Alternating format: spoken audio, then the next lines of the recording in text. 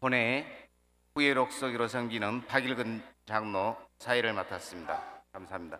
은혜의 시간 두 번째 시간으로 본회 홍보부장으로 수고하시는 정태수 장로님께서 기도 인도해 주시겠습니다.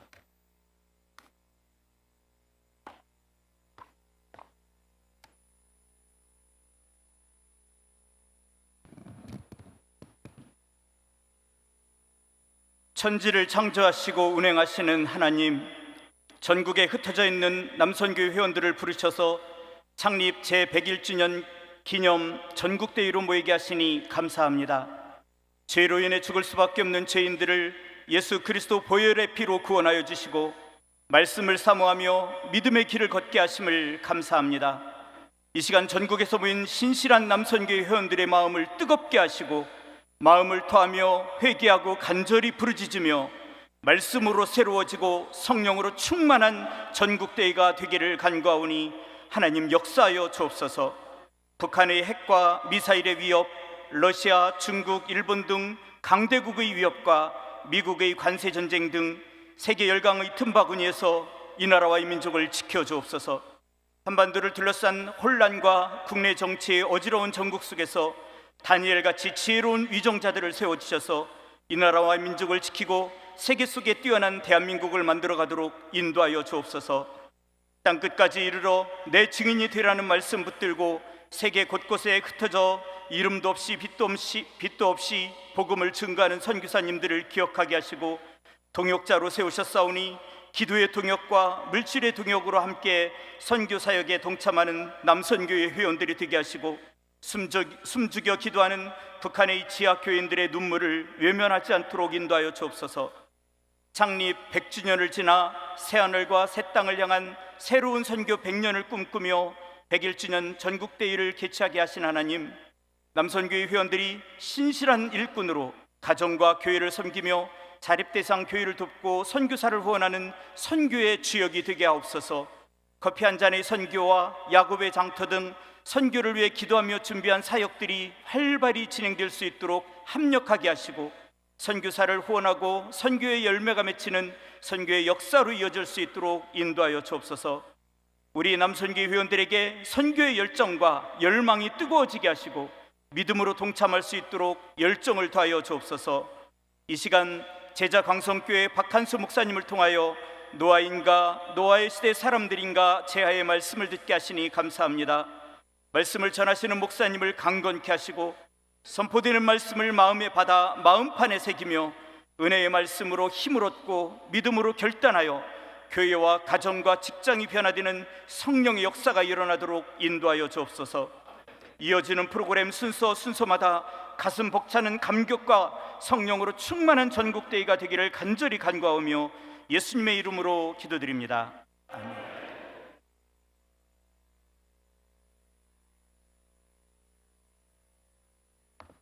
하나님의 말씀은 협동총무로 수고하시는 조수찬 장로님께서 말씀 올리겠습니다.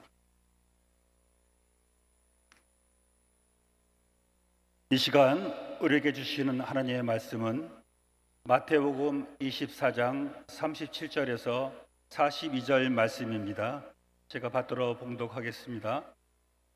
노아의 때와 같이 인자의 임함도 그러하리라. 홍수전에 노아가 방주에 들어가던 날까지 사람들이 먹고 마시고 장가들고 시집가고 있으면서 홍수가 나서 그들을 다 멸하기까지 깨닫지 못하였으니 인자의 임함도 이와 같으리라. 그때 두 사람이 밭에 있음에 한 사람은 데려가고 한 사람은 버려둠을 당할 것이요 두 여자가 맷돌질을 하고 있음에 한 사람은 데려가고 한 사람은 버려둠을 당할 것이니라. 그러므로 깨어 있으라. 어느 날에 너희 주가 임할는지 너희가 알지 못함이니라. 이는 하나님의 말씀입니다. 아멘. 우리 청중들께서 잘 아시다시피 제자 강성교회 임목사 박한수 목사님께서 두 번째 은혜의 시간의 말씀, 주제의 말씀은 노아인가 노아의 시대 사람들인가로 말씀을 전하실 때 저희들이 큰 은혜를 나눌 수 있도록 여러분들께서 목사님 나오실 때 크게 박수로 뜨겁게 환영 한번 해주시면 고맙겠습니다.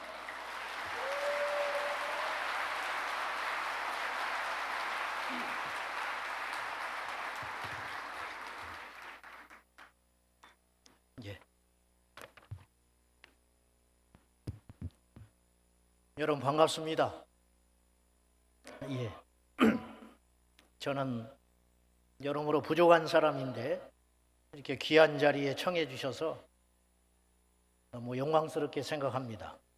그런데 저는 어느 집회를 가든지 간에 한 명이든 만 명이든지 간에 국내든 외국이든지 간에 숫자가 중요한 것이 아니고 한 분 한 사람이라도 영혼의 구원을 받고 결단할 수 있다면 그것이 저의 가장 큰 소원입니다.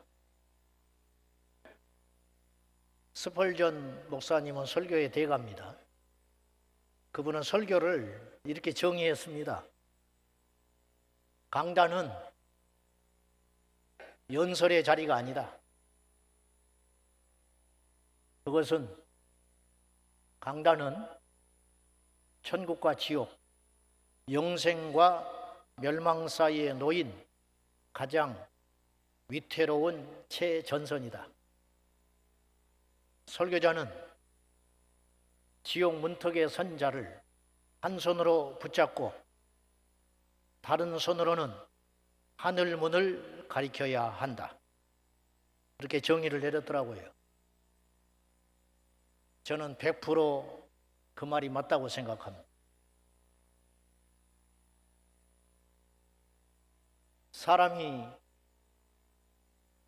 제일 해서는 안 되는 일이 죽이는 일입니다. 죽이는 일. 우리가 잘 몰라서 그렇지 의사들도 사람이라 인정을 하지 않지만 실수를 제법 할 거예요. 뭐 죽이려고 해서 죽이려는 게 아니라 오진해서 죽이고 그리고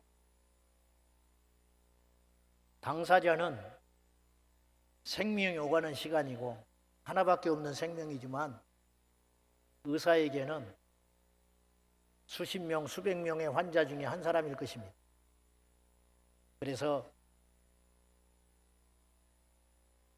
쉬는 날이라고 수술을 못 받아서 죽고 자기 휴가 기간에 그분이 휴가를 가지 않고 수술을 했다면 누군가를 살릴 수 있었을 터인데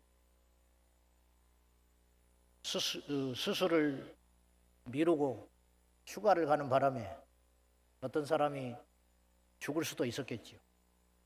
자기가 죽인 건 아니에요. 죽인 건 아니지만 살릴 수 있었는데 못 살린 거지요.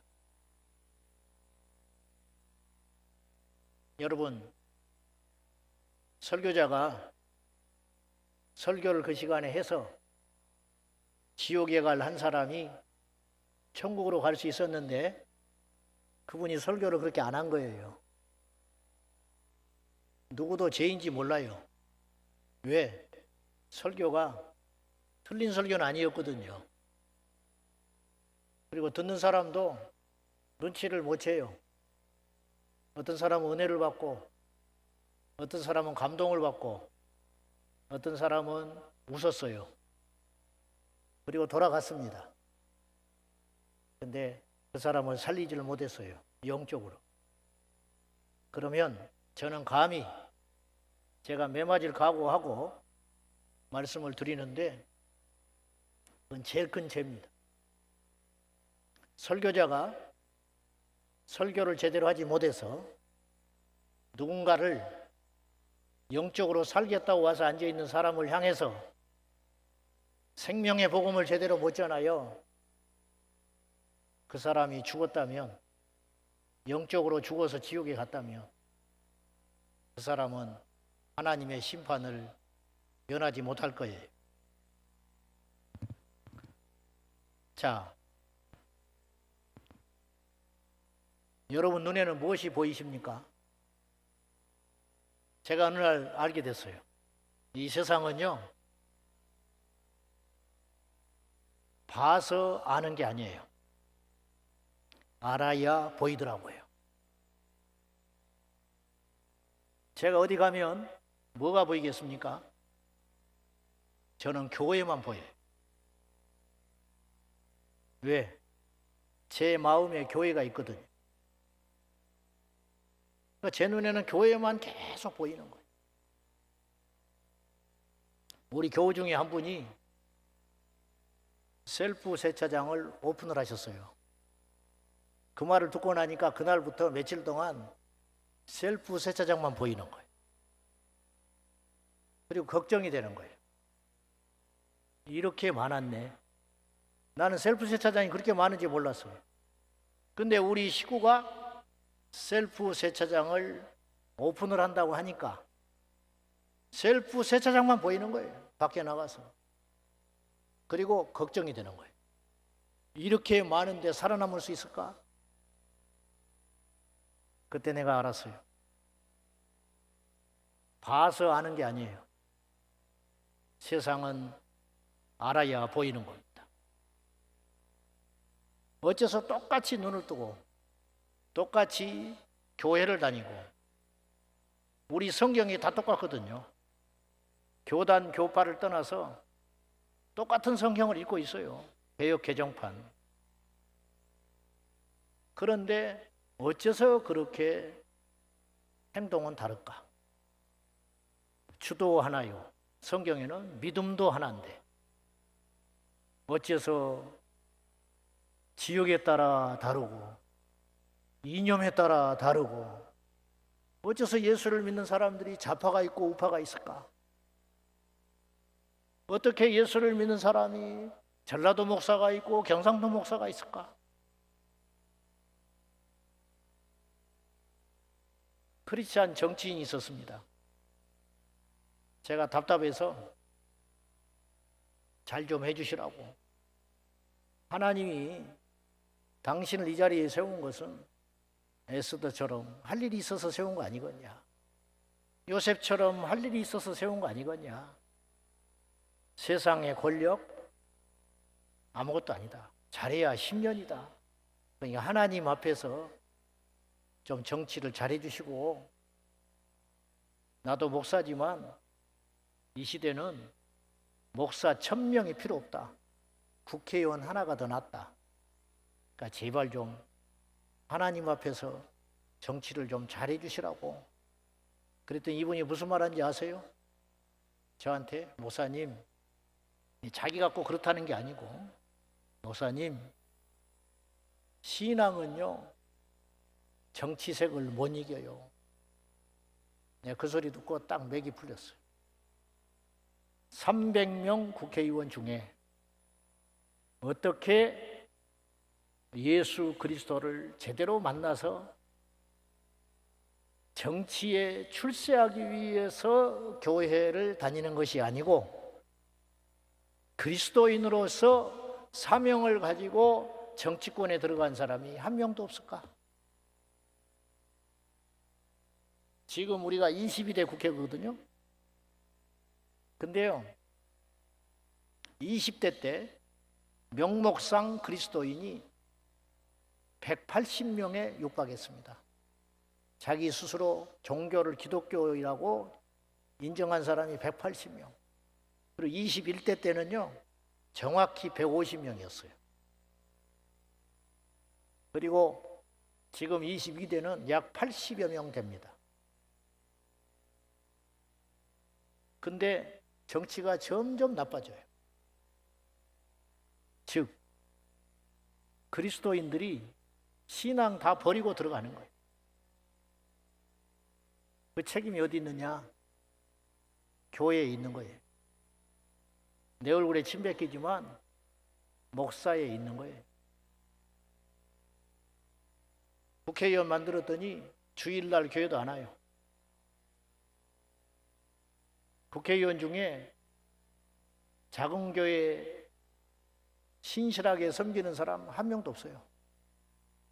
술 안 처먹는 그리스도인 한 명도 없어요.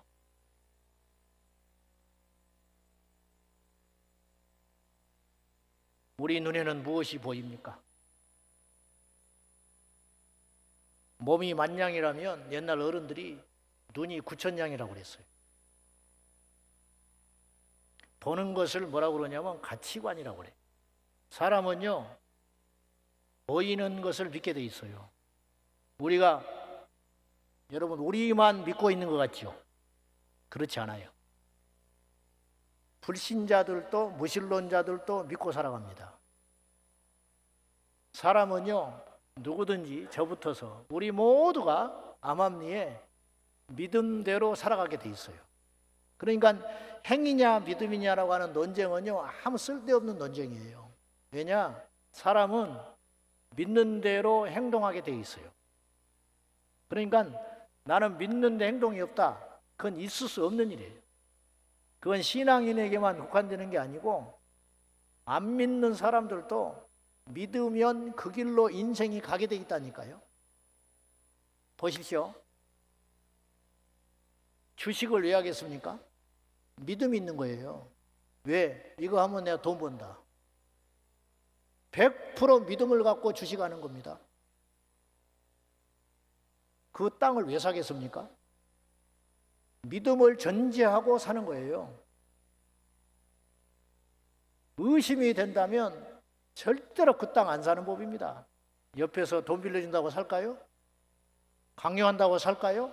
아니에요. 뜯어 말려도 사는 사람이 있어요. 남들은 다 미쳤다고 그러는데 자기는 어떤 확신이 있냐면 요거 사놓으면 오른다. 그러니까 빚내서 사는 거예요. 그러고 보면 사람들은 다 믿음대로 살고 있다니까요. 그런데 예수님을 믿는 우리가 세상에 나가서 사는데 믿음의 냄새가 안 나고 예수쟁이 냄새가 안 난다는 것은 행동을 안 하고 있다는 거거든요. 예수 믿는 행동을 안 하는 거죠. 그러면 예수 믿는 행동을 왜 그렇게 안 하냐? 성경을 몰라서 그럴까? 기도를 안 해서 그럴까? 그게 아니고요. 교회를 30년, 40년 다녀도 안 믿는 거예요. 그냥 예배만 드리고 있는 거예요. 그러니까 돈 앞에 딱 무릎을 꿇는 거예요. 권력 앞에 딱 무릎 꿇는 거예요. 자기 욕심과 이기심 앞에 자기 자아를 못 버리고 무릎을 딱 꿇어버리고 믿음 버리는 거예요. 그래서 성경대로 안 살고 있는 거예요. 그 결과 어떤 일이 벌어지느냐? 세상에서 우리가 멸시받고 무시받고 조롱당하고 있는 거죠. 초대교회는요, 핍박은 무지무지 받았습니다. 무지무지 박해받았거든요. 심지어는 죽었어요. 예수 믿는다는 이유로. 네로 시대 때는요, 예수 믿는 사람을 인간 가로등으로 썼습니다. 몸에 기름이 있거든요.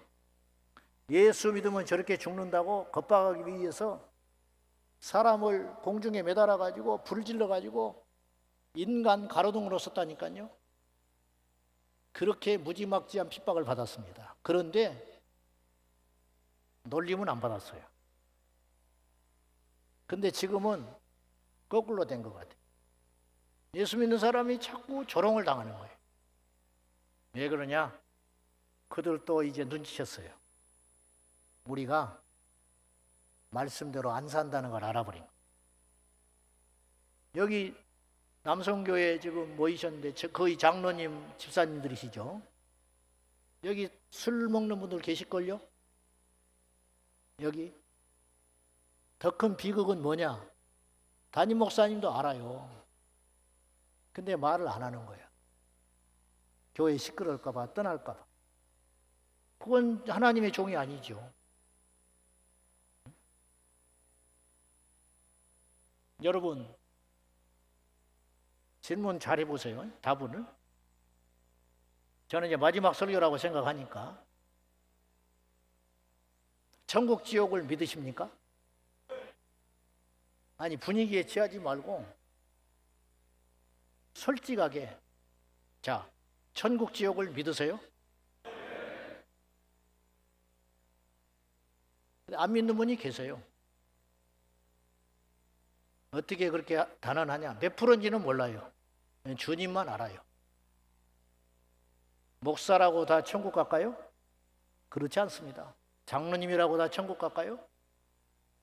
자, 우리 솔직히 좀 이야기 좀 하자고요. 지옥에 가서 당해하면 안 돼요. 지옥에 가서 만나면 반가워요, 안 반가워요? 그럼 비극이죠. 있을 수도 없는 일이고 있어서도 안 되는 일이죠. 근데 그런 일이 있을 수 있습니다.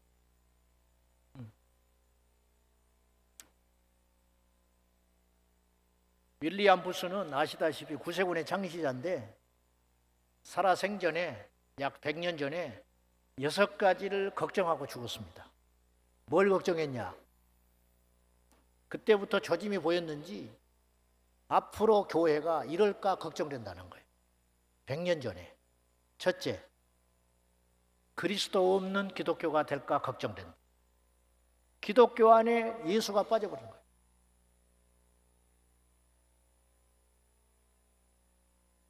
어떤 분이 어느 교회를, 유명한 교회를 다녔는데 어느 날 마음이 그렇게 허전하더라는 거예요. 왜 그러지? 그래서 설교가 안 들어오더래요. 처음에는 안 그랬는데 내가 교만해져서 그러나?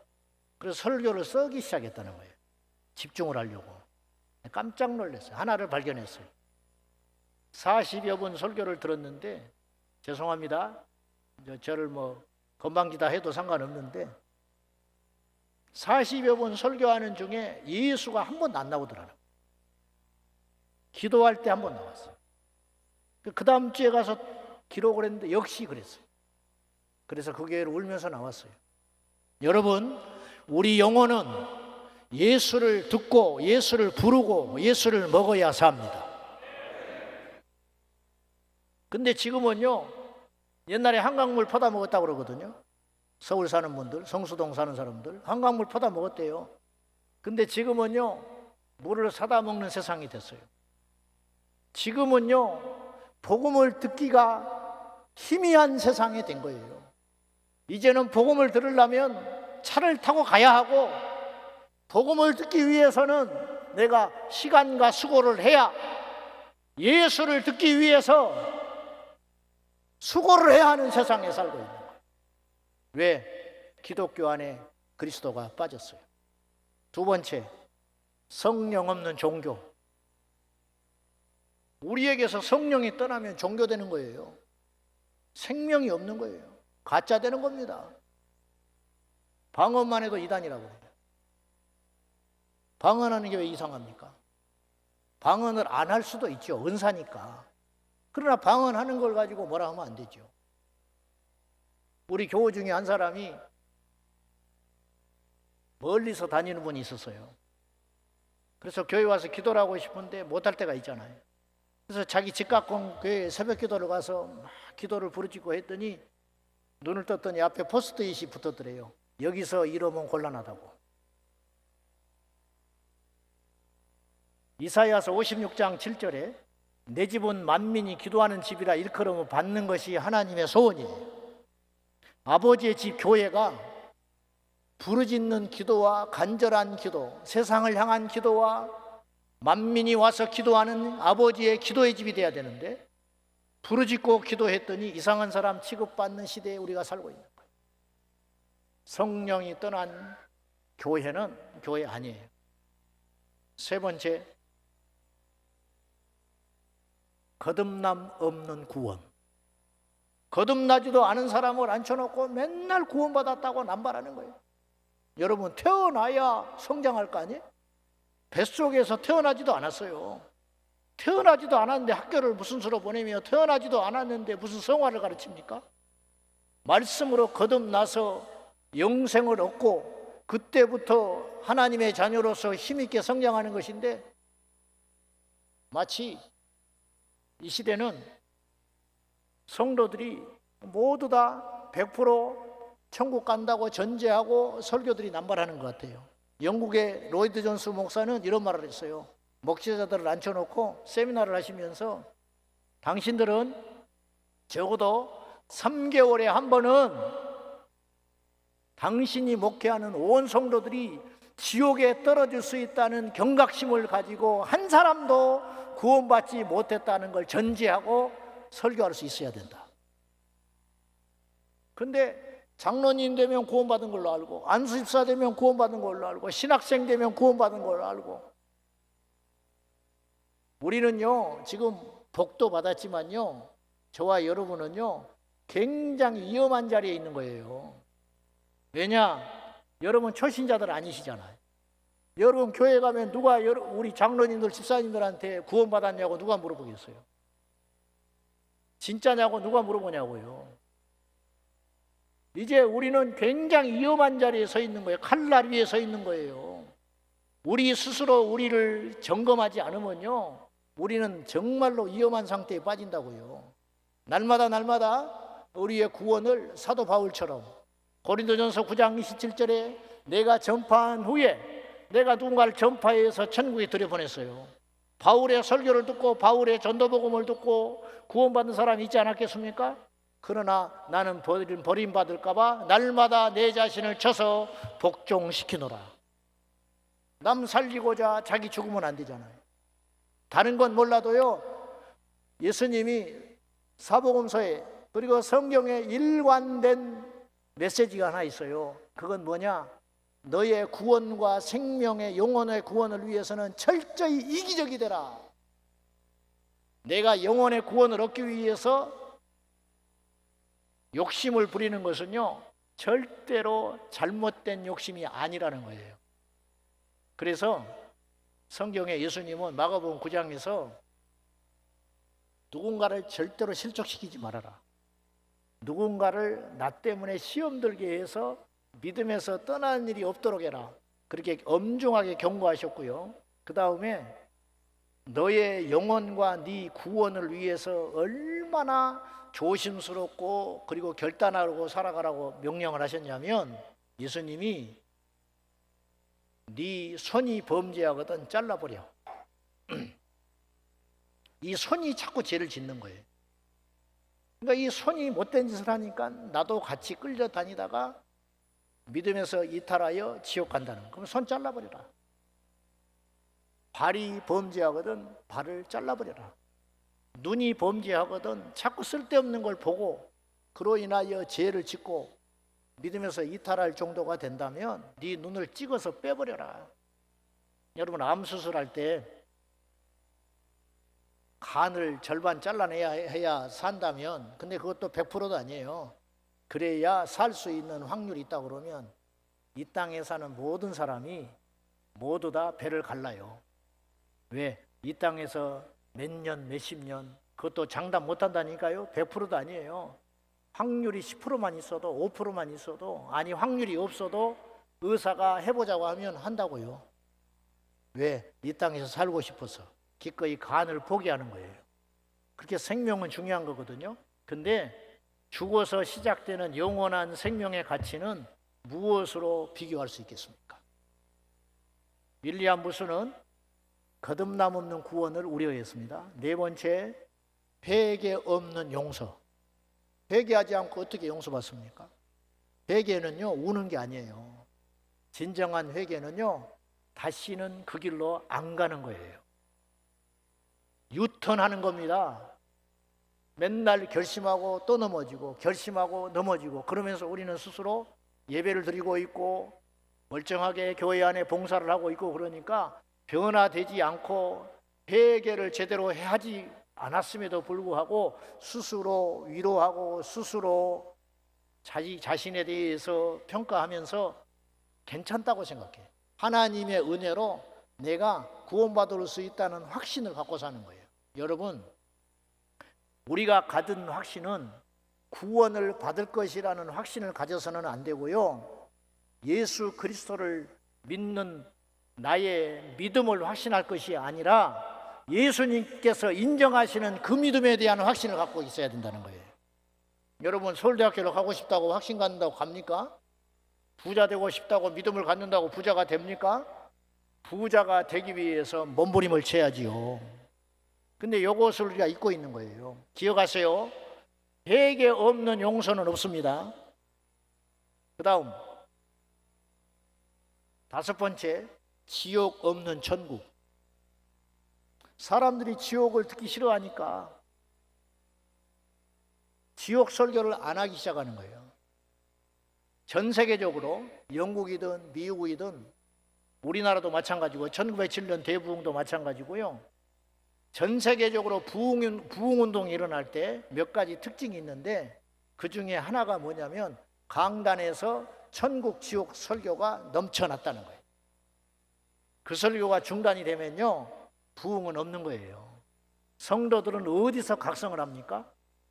우리는 어디서 회개를 하지요? 우리는 어디서 길을 찾는 거예요? 교회는 하나님의 입입니다. 하나님이 하시고자 하는 말씀, 듣고자 하는 소리를 외치는 게 아니고 하나님이 이 시대에 하고 싶은 말씀. 여러분, 의사가 환자가 좋아하는 달콤한 소리를 하면요, 그 환자 죽여요. 환자 기분 맞춰주면 다 죽인다고요. 의사의 사명은요, 환자 기분 맞춰주는 데 있는 게 아니고 환자를 살리는 데 있는 거예요. 환자를. 왜 지옥 가는 사람을 앉혀놓고 천국 간다고 거짓말 하냐고요. 뭐가 무서워서? 여러분, 학생이 선생님 수준 높이는 겁니다. 어려운 질문을 계속하면요, 선생님이 공부를 안 하면 못 배겨요. 제발 부탁드리는데 장로님들, 집사님들 교회로 돌아가시거든 기도하시고 여러분의 교회를 좀 바꾸세요. 성령이 역사하는 교회로, 진짜 복음이 선포되는 교회로, 영혼을 살리는 교회로, 이 시대의 사명을 찾아서 해야 할 일을 하는 교회로 만들어주시기를 바랍니다. 마지막 1, 2안부서는 하나님 없는 정치. 사람은 정치적인 존재라 정치를 안 할 수는 없지요. 문제는 세상은 말할 것도 없고 교회 안에서조차도, 총회에서조차도 하나님이 없는 정치를 하고 있다는 거예요. 이래서는 안 되잖아요. 노회장에서 뭐 하게요? 부서장에서 뭐 하게요? 총회장에서 뭐 합니까? 그러면 천국 가서 상 받을 것 같습니까? 하려면 기도하고 제대로 해서 대접이나 받고 외국에 여행이나 다니지 말고 일을 하라고요. 일을. 총회를 바꾸고 세상을 바꾸고 신학교도 좀 바꾸고 한국계 미래를 좀 바꾸는 6개월, 1년 해가지고 어떻게 바뀝니까? 그 대신 초석이라도 좀 닦고 그 다음에 물려주고 돈에 매이는 정치하지 말고 지역, 학연에 매이는 정치하지 말고 하나님의 사람들이 되어서 하나님이 함께하는 정치. 여기 있는 분들 다 우리 총회 중요한 자원들 아니십니까? 총회를 좀 바꿔주십시오. 교회를 좀 살려주십시오. 우리나라 7개, 우리 총회 7개 신학교 좀 잘 관리 감독하셔서 교수들도 좀 꾸짖어 주시고 자유주의 신학에 물들어가지고 엉망진창인 거 그런 분들 보이잖아요. 왜 그냥 둡니까? 그 밑에서 뭘 배워서 강단을 얼마나 오염시키고 있는지 여러분 아십니까? 영국에 리차드 코킨 목사가 있어요. 이분은 런던에서 개척 선교회를 하는 분이에요. 대단한 분입니다. 개척사역 하시는 분인데 이분이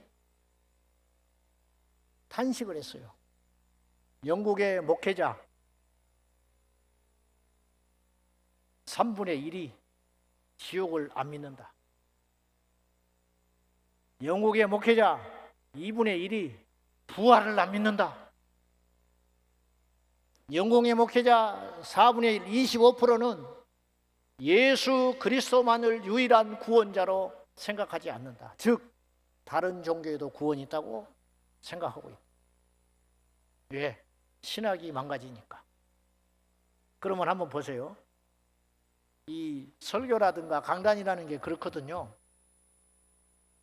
설교자가 100을 던져도 청중도는 50%로 듣는다고. 그렇지 않습니까? 설교자만 혼자 심각한 거예요. 설교자가 울어도 성도들은 멀뚱멀뚱 쳐다보고 비우는 사람도 있거든요. 이게 충격이 그대로 안 간다고요. 근데 한번 생각해 보십시오. 설교자가 100% 확신을 가지고 생명을 걸고 던져도 청중들은 그렇게 못 느껴요. 근데 설교자의 절반이 부활을 안 믿으면 성도들은 10분의 1도 안 믿는다는 거예요. 그래서 우리나라에 토마스 선교사를 보내준 영국이 스펄전 목사가 목회했던 그 교회가 노이드 존스 목사가 목회했던 웨스트민스터 교회 지금 몇 명 모이는지 아십니까? 노인네 30명 있고요. 목회자를 청빙할 형편이 못 돼가지고 장로님들이 돌아가면서 주일날 설교하고 있습니다. 웨스트민스터 채플. 그리고 주일날마다 꼬박꼬박 교회를 찾아가서 예배하는 숫자가 전 국민의 1%밖에 안 됩니다. 영국이. 통계로 나와 있습니다. 자기는 그리스도인이라고 이야기해요. 근데 교회를 안 가요. 독일은 4%, 영국은 1%. 남의 나라 이야기가 아닙니다. 그러면 이제 이걸 원인 진단을 하면서 뭐 이러쿵저러쿵 이야기하죠. 뭐 교회가 시대에 뒤떨어져서 그렇다. 젊은이들을 수용하지 못해서 그렇다. 저는 개인적인 사견인데요. 저는 그렇게 생각하지 않습니다. 그건 뭐냐? 본질을 버려서 그래요. 본질이 뭐냐? 예수입니다. 본질이 뭐냐? 말씀이에요. 본질이 뭐냐? 기도라고요. 기도를 안 해요. 교회가 기도가 죽었어요. 기도가 죽으니까 영적인 힘이 없지요. 힘이 없으니까 세상에 나가서 못 이기는 거예요. 여러분, 우리 한국교회가 갖고 있는 이 규모와 이 힘을 가지면요, 우리나라를 능히 바꿀 수 있어야 돼요. 근데 윌리엄 윌버포스는 23살에 영국의 의원이 돼가지고 한 사람의 독실한 크리스찬, 이 사람이 목사가 되려다가 정치를 한 거거든요. 윌리엄 윌버포스. 이분이 영국의 의회에 들어가가지고 영국의 노예 제도를 바꿔버렸어요. 근데 이게 불가능한 게 그 당시 이 사람은 얼마나 많은 테러를 당했는지 몰라요. 죽을 협박을. 그 당시 영국의 세금이 노예 무역으로 3분의 1을 걷어들이고 있었어요. 목사들도 흑인을 노예로 다루고 있었어요. 근데 그 당시 그런 분위기 속에서 윌리엄 윌버포스가 목숨 걸고 노예 제도, 노예 매매를 처음에는 파기시켰고요. 그 다음에는 노예 제도 자체를 깨버렸다고요. 그리고 죽기 전 병상에서 3일 전에 노예 제도가 의회에서 정식적으로 불법이라고 통과되는 걸 듣고 병상에서 듣고 천국 갔어요. 한 사람이 예수께 꽂히니까 세상을 바꿔놓더라는 거예요. 12명의 제자, 엄밀히 따지면 11명이죠. 그 뒤에 이제 마띠아가 보충됐습니다마는 그 사람들이 세상 바꾼 거거든요. 여러분, 우리라면 능히 바꿀 수 있습니다. 우리 이 규모로 뭘 못합니까? 우리 교단이 9,600개 정도 교회 되는 걸로 압니다. 9,600개 교회 중에 10%만 960개 교회만 기도하고 깨어서 나라 일에 관심을 가지고 부르짖고 기도하고 예수 전하고 복음 전하면요, 세상 바뀝니다. 할렐루야! 이게 양날의 칼이에요. 희망이기도 하고 절망이기도 한 거예요. 뭐냐? 그렇게만 하면 바꿀 수 있는데 이렇게 엄청난 대규모가 길을 찾지 못하고 깊은 잠에 빠지면 답이 없다는 거예요. 이런 우려도 있는 것이죠. 자, 지금이 어느 때일까요? 지금은 노아의 때입니다. 노아의 시대는요, 두 종류의 사람밖에 없었습니다. 그건 뭐냐? 노아가 될 것인지, 노아의 시대에 그냥 편승해서 살 것인지.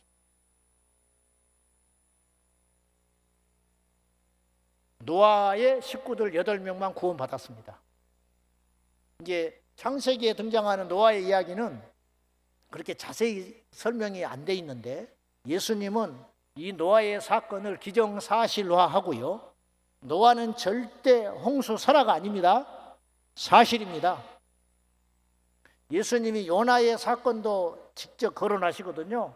요나가 고기 뱃속에 가서 3일 동안 있었던 건 사실이에요. 여러분, 모든 것의 문제의 시작은 저는 어디서 시작했다고 말하냐면 성경을 의심하기 시작했다. 성경을 손대기 시작한 거예요. 그때부터 깨진 거예요. 여러분, 법이 무너지면요, 세상이 끝난 겁니다. 저울 추가 무너지면, 저울이 오락가락하면요, 그거 끝난 거예요. 성경이 왔다 갔다 하면 신앙은 끝난 거예요. 자, 다시 한번 여쭐게요. 여러분, 성경을 믿습니까?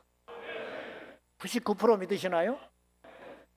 101% 믿습니까? 아니죠. 100%만 믿으세요. 100%. 예수님이 걸어가신 거를 날아갔다고 하시면 안 돼요. 성경을 어떻게 우리가 의심합니까? 근데 예수님이 노아의 시대의 사건을 거론하시면서 오늘 본문에 이렇게 말씀하셨어요. 그 당시 사람들이 시집가고 장가가고 먹고 마셨다는 거예요. 언제까지? 홍수 심판 나기 전날까지. 자, 시집가고 장가가고 먹고 마시는 게 왜 문제예요? 그거 죄 아니거든요. 내가 능력이 돼서 장가가고, 내가 능력이 돼서 가정 꾸리고, 내가 능력이 돼서 내 돈 가지고 먹고 마시고 놀러 다니고 쇼핑하고 여행 다니고 그러는데 누가 뭐라고 그래요? 근데 아십니까? 간음한 사람이나 살인한 자나 동성애자나 도둑질한 사람이나 아무것도 안 하고 자기 양심 지키면서 자기 거 딱 먹고 산 사람이나 방주에 오르지 않는 자는 다 죽었어요. 노아가 완전한 사람이 아닙니다. 아시죠? 홍수 사건 이후에 얼마나 무지막지한 부끄러운 실수를 했는지. 술을 퍼먹고 하체를 드러냈잖아요. 근데 노아는 구원받았어요. 왜냐? 방주를 지었거든요. 그런데 방주를 짓는 것을 사람들이 몰랐을까요? 줄 잡아요. 보세요. 500살에 노아가 500세 되던 해에 세 아들을 낳습니다. 그리고 나서 하나님이 한탄하시고 경고해요. 그리고 방주를 지으라고 그래요. 그리고 600세 되던 해에 홍수가 시작이 됩니다. 그러니까 어림잡아 방주를 얼마 동안 지었냐면요, 한 7, 80년 동안 지은 거예요. 세 아들과 함께. 엄청나게 오랜 시간이 걸렸죠. 그럴 수밖에 없어요. 워낙 규모가 크고 기술이 없으니까. 그러면 서서히 사람들은 처음에는 몰랐겠지만 시간이 흐르면서 소문이 났겠죠. 이게 보통 일이 아니거든요. 그리고 이제 시간이 지나면서 점점점 노아가 지은 방주가 규모를 드러냈을 거 아닙니까? 내부는 완성이 안 됐다 할지라도. 그러면 그게 다 보이는 거예요. 지나가는 사람들이. 그럼 소문이 났겠죠. 그리고 그 지역 근동에 적어도 수만 수십만 명은 적어도 수만 수십만 명은 노아라는 사람을 본 적은 없지만 직접 방주를 확인은 하지 않았지만 노아라는 사람이 방주를 짓고 있다라는 건 거의 어림잡아 알고 있는 거예요. 그러면 당연한 질문이 따라오죠. 왜 짓냐 이거예요. 왜? 그러면 이렇게 답이 나오죠. 그가 믿는 신이 이 세상을 홍수로 심판한다고 해서 그걸 대비하여 방주를 짓는단다. 근데요, 한 사람도 그걸 안 믿었어요. 전부 정신병자 취급한 거예요. 어떤 사람은 노아를 생각해서 와가지고 정말 생각하는 마음으로 이제 그만하라고 사정했을지도 몰라요. 어떤 사람은 조롱을 했을지도 몰라요. 어떤 사람은 무관심했을지 몰라요. 그러나 한 가지 분명한 것은 노아의 식구 8명 외에는 한 명도 안 믿었다는 거예요. 무엇을 안 믿었느냐? 홍수가 날 걸 안 믿고 살았다. 그래서 그 전날까지 자기 소위에 오른 대로 제멋대로 살다가 마지막 심판의 날에 한 사람도 구원받지 못한 채 노아의 방주를 하나님이 닫아버렸거든요. 노아가 닫은 게 아닙니다. 하나님이 닫아버렸잖아요. 그러니까 사람이 못 여는 거예요. 자, 그리고는 7일 있다가 홍수가 시작됐습니다. 무드셀라가 죽고요. 7일간의 장례를 치르도록 하나님이 시간을 주신 다음에 방주에 문이 닫히고 홍수가 시작됐어요. 그리고 처음에는 비가 떨어질 때 사람들은 비가 오나 보다 했겠죠. 왜냐? 간간히 비가 오니까. 근데 며칠 동안 더 비가 오는 거예요. 아이고 대단한 홍수네. 그러다가 조금씩 겁이 나는 거예요. 혹시 정말 그럴까? 그리고 노아가 생각났겠죠. 일주일, 열흘, 한 달째 홍수가 시작되니까 가옥이 침수되고 밑에서 위아래에서 물이 샘이 터지고 위에서 쏟아붓고 이건 지금까지 경험하지 못한 홍수가 시작된 거 아닙니까? 그래가지고는 이제 둥두둥시 떠오르고 사람들은 전부 다 방주 그 가까이 왔겠죠. 그러나 문은 열 수 없었어요. 그리고 방주는 마침내 두둥둥 떠올랐습니다. 그리고 젊은이들은 그 비바람을 맞으면서 방주 위 지붕으로 올라갔겠죠. 그리고 두드리면서 손톱이 빠져나가라 외치면서 살려달라고 문을 열어달라고 했겠지요. 그러나 시간이 흐르면서 한 명도 살아남지 못하고 모든 인류가 수장되고 말았다는 거예요. 우리 주님이 아모스 선지자를 통해서 하신 말씀이 여호와께서 하시는 방법이 있는데 미리 말씀하시지 않고는 어떤 일을 안 하신다는 거예요. 이게 하나님의 방식이에요. 여러분, 성경을 보면요, 지나간 이루어진 예언이 있고요. 600년 전에 이사야 선지자를 통해서 처녀를 통해서 메시아가 날 것을 이미 말씀했잖아요. 자, 보세요. 저는 이런 생각을 합니다. 처녀가 잉태하여 아이를 낳으리니 그 이름을 임마누엘이라 하라. 이사야서 6장 8절에 그랬잖아요. 이사야서 6장에. 근데 보세요. 제가요, 지금까지 주님이 아직 안 오셨다면 그 성경을 읽을 때마다 제가 이렇게 해석했을 것 같아요. 처녀가 아이를 낳는다는 건 있을 수 없는 일이잖아요. 그러니까 이렇게 생각했을 것 같아요. 저는 처녀라는 이 말은 비유다. 이렇게 정결하고 깨끗한 여인을 통해서 메시아가 태어난다는 말이겠지. 그렇게 해석했을 것 같아요. 그러나 그건 잘못된 해석이라는 거예요. 왜냐? 진짜 처녀가 아이를 낳았어요. 이게 성경이에요. 그리고 600년 만에 이루어졌습니다. 이루어진 예언. 그리고 이 세상이요, 주님이 말씀하신 예언대로 가고 있는 거예요. 지금 유일하게 남아있는 하나의 예언이 있습니다. 우리도 이미 알고 있는 예언이에요. 우리 죽어요. 아십니까? 우리 죽는다고요. 모든 사람이 다 그렇게 죽어갔어요. 그리고 우리도 죽어요. 그리고 죽은 다음에는 심판이 있다고 성경에 미리 말해줬어요. 근데 그 심판을 준비 안 하는 거예요. 홍수가 있을 것이라고 말하셨지만 노아 외에는 안 믿은 것처럼 모든 인류가 주님이 다시 오신다고 성경에 명백히 기록되어 있는데 안 믿는 거예요. 심지어는 우리조차도 안 믿고 있어요. 그분이 어느 날 두 사람이 잠을 자다가 한 사람은 올라가고 한 사람은 남겨둔다. 부부지요. 두 사람이 밭을 갈다가 아버지와 아들이 형제가 밭을 갈다가 한 사람은 올라가고 한 사람을 남겨둔다. 두 사람이 맷돌질 하다가 두 여인이 시어머니와 며느리가 자매가 맷돌질을 하다가 한 사람은 올라가고 한 사람은 버리dom을 당한다. 예수님 곧 오십니다. 그날과 그 시만 모르지 오셔요. 그러니까 이미 성경에는 앞으로 되어질 이 세상에 대해서 다 명확하게 우리가 가르쳐 주셨다고요. 그러면 그걸 왜 가르쳐 주셨을까요? 우리를 사랑하사 준비하라고. 우리는 뭘 준비해야 되냐 이 말이에요. 지금 여러분은 노아이세요. 노아의 시대에 살아가고 있는 그냥 그런 사람들이세요. 노아가 되어야 할 줄로 믿습니다. 노아만이 구원을 받습니다. 깨어 일어나야 할 줄로 믿습니다. 돈 있어서 뭐 할 겁니까? 짊어지고 갈 것도 아닌데. 자식 잘 키워서 뭐 하시게요? 제가 신방을 갔는데 야, 이게 문제구나. 신방을 가서 새가족 신방을 갔는데 이리저리 이제 이야기를 사정을 들어보니까 하지도 않는 말을 막 하더라고요. 집이 세 채래. 그래서 한 채 줄 줄 알았어. 하도 세 채라고 자랑을 해서 뭐 세를 내주고 뭐 어쩌고 저쩌고. 남편이 고위 공직자래.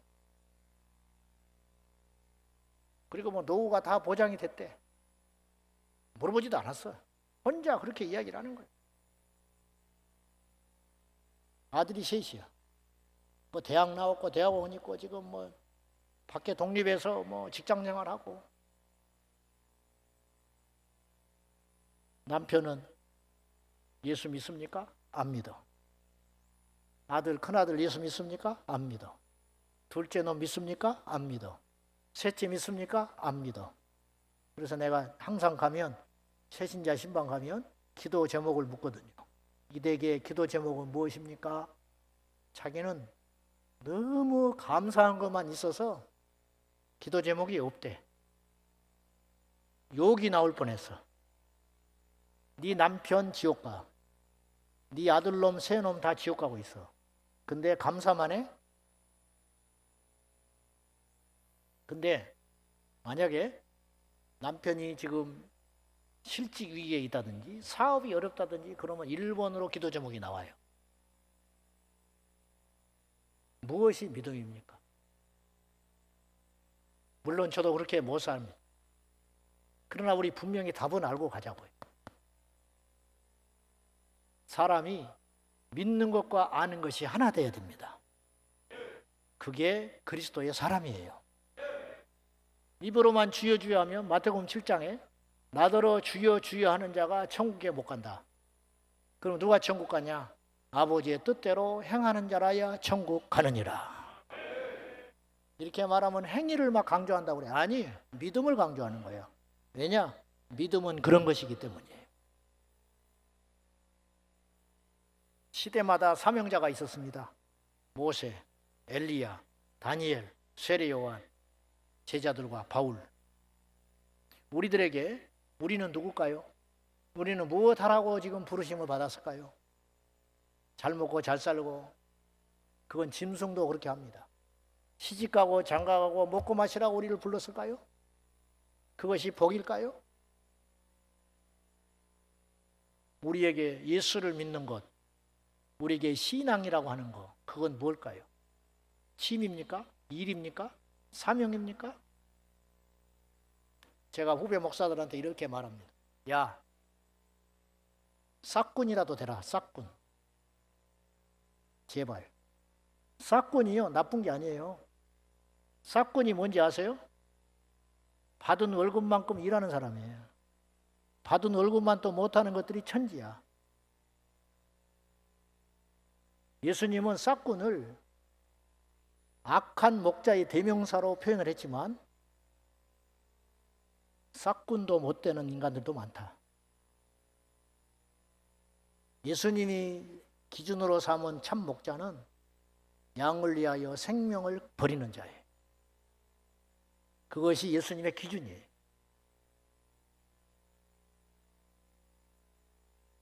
교회를 지켜주십시오. 교회가 없어지면요, 나라가 망합니다. 나라 망하면 교회도 없어요. 그러니까 교회와 나라는요, 한 몸이에요. 나라 없이 교회에 있을 수 없지요. 이러쿵저러쿵 해도 한국 땅에서 교회가 사라지면 이 나라 망합니다. 저는 이렇게 생각해요. 북한에 교회가 1000개가 있었다면 북한은 저 지경 안 된다. 지금이라도, 이건 현실로는 불가능한 이야기지만 진짜 배기 교회가 북한에 공개적으로 세워줄 수 있다면 북한은 살아난다. 그렇습니까? 안 그렇습니까? 우리나라가 언제부터 살게 됐죠? 복음이 140년 전에 들어왔습니다. 그리고 1대, 2대, 3대 1970년부터 우리나라가 먹고 살만해진 거예요. 그건 우연한 일이 아니에요. 복음의 열매입니다. 여러분 세계 지도를 펴놓고 한번 보십시오. 1등 국가는 기독교 국가입니다. 2등 국가가 카톨릭 국가입니다. 3등 국가가 불교, 4등 국가가 이슬람 국가입니다. 자원이 문제가 아닙니다. 우리나라 석유 한 방울이 납니까? 무엇이 이렇게 바꿀 수 있느냐? 교회를 지키고 나라를 지키는 것이 오늘 이 시대에 저와 여러분에게 주어진 사명입니다.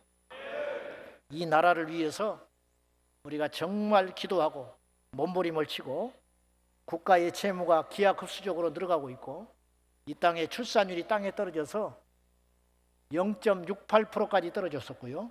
0.71이 엊그제 발표된 걸 보니까 0.8% 됐더만요. 그러나 저는 그게 일시적인 현상이라고 봅니다. 일시적인 현상. 이 합계 출산율이라는 게요. 2.1명이 되어야 그 나라 국민이 유지되는 거예요. 우리가 이대로 가면요. 2060년 되면요. 여기 홍천 없어집니다. 요거 잘 지어놓은 이 건물 귀신 나오게 돼 있습니다. 그리고 대도시로만 사람들이 몰려요. 우리나라 출산율이 떨어져서 북방 이 국군의 수가 마침내 올해 7월 달에 통계를 보니까 45만 명으로 줄었습니다. 우리나라에 1학년 입학생이 신입생이 하나도 없는 학교. 1학년이 한 명도 없어요. 초등학교 1학년이 한 명도 입학이 안 된 게 몇 학교냐면 2023년에 149개 학교였습니다. 24년에 157개 학교였습니다. 올해는요, 25년에는요, 184개가 1학년이 한 명도 없었습니다. 불과 얼마 전만 해도 임용교사 학교 가면 프랭카드 그렇습니다. 부부가 교사하면 재벌이라고 그랬던 적이 있었습니다. 지금은요, 임용교사 합격해도요, 발령이 안 나요. 애들이 없어요.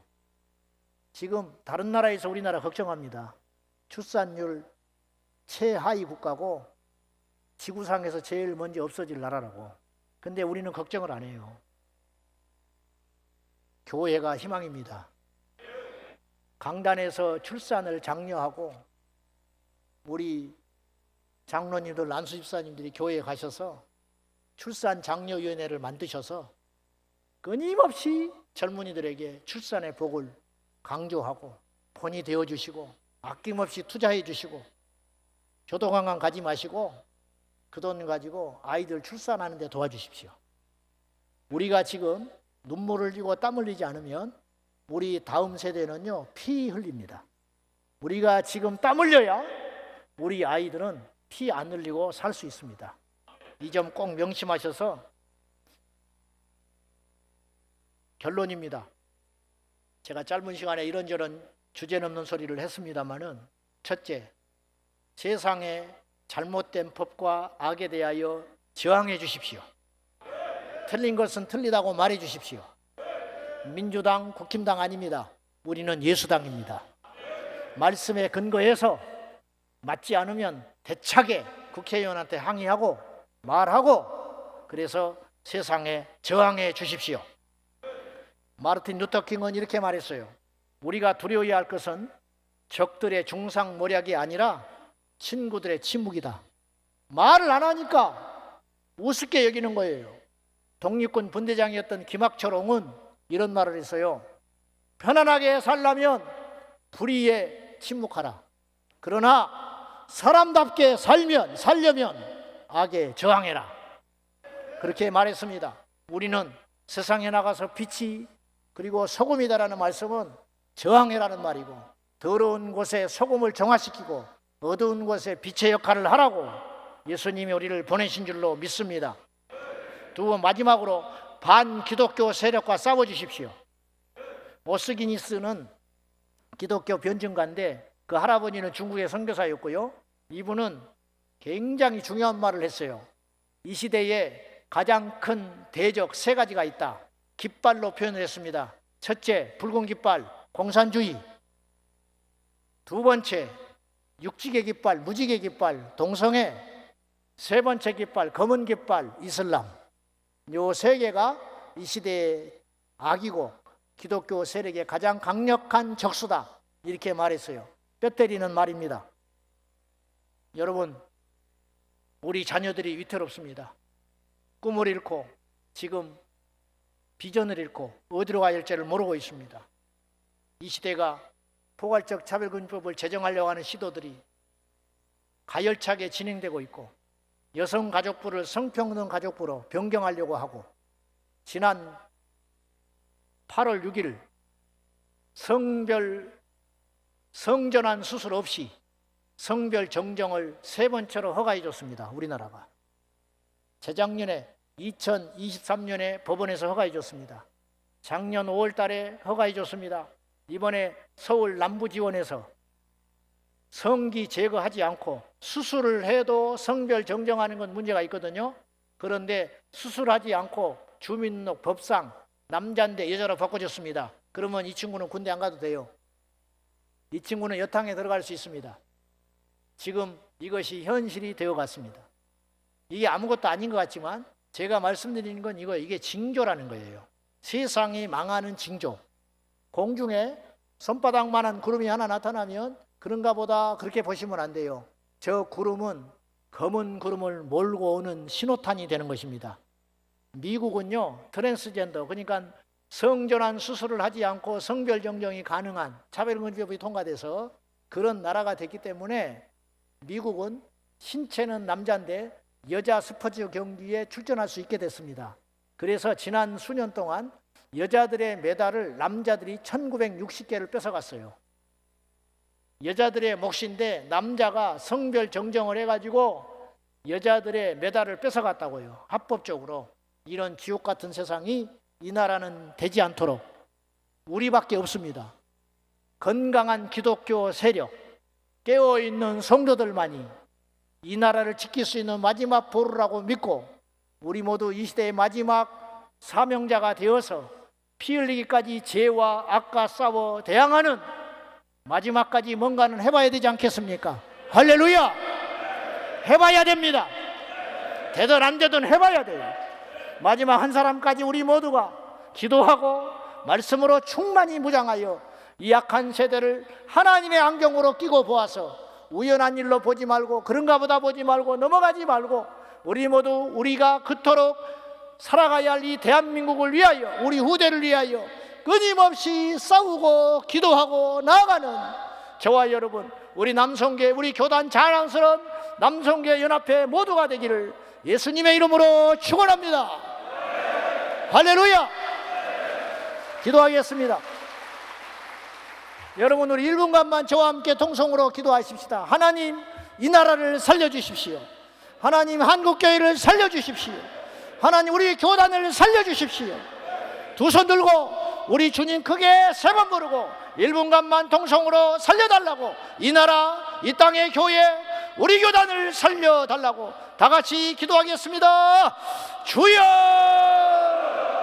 주여 주여. 살아계신 하나님 아버지 우리 대한민국을 살려주옵소서. 음란과 폐역과 불의한 모든 세력에서 이 나라를 지켜 보존하여 주시고 조국 대한민국의 교회 6만여 교회가 하나님 앞에 깨어 기도함으로 인하여 빛과 소금의 칼을 감당함으로 일어나게 하여 주옵소서. 외치게 하여 주시옵소서.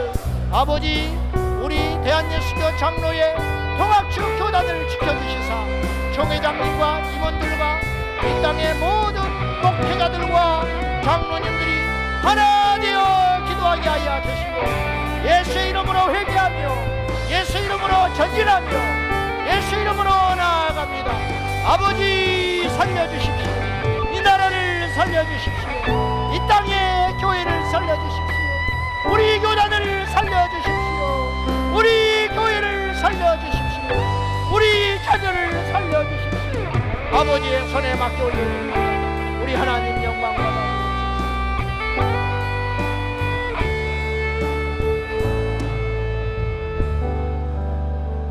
하나님 아버지, 우리 대한민국을 살려주십시오.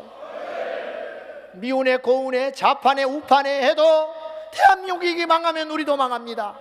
주여, 이 정부를 기억해 주시고 악한 법들이 제정하는 시도들이 막아서게 해주시고 제발 이 나라의 장래를 생각하는 정치 집단 되게 하여 주시고 경기는 다시 회복되게 하시고 아이들은 상식을 갖게 하여 주시고 위아래의 질서를 갖게 해주시고 이 땅의 교회들이 깨어 일어나야 기도하게 하여 주시고 특별히 우리 통합교단 정신 차리고 깨어 일어나 이 나라 이 민족의 교회를 깨어 일으키는 선도하는 교단 되게 하여 주시옵소서.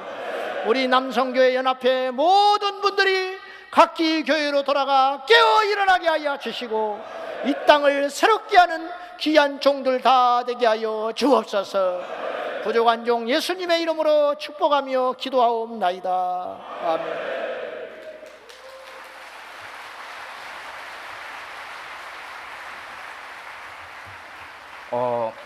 주옥 같은 하나님의 말씀을 전해주신 우리 박한수 목사님 정말 감사하고 저희들이 영이 깨어나고 성령으로 거듭나서 이 땅에 정말 필요하는 우리 남성교회 회원들이 됐으면 합니다. 목사님께 뜨거운 박수 다시 한번 쳐주시면 감사하겠습니다. 감사합니다.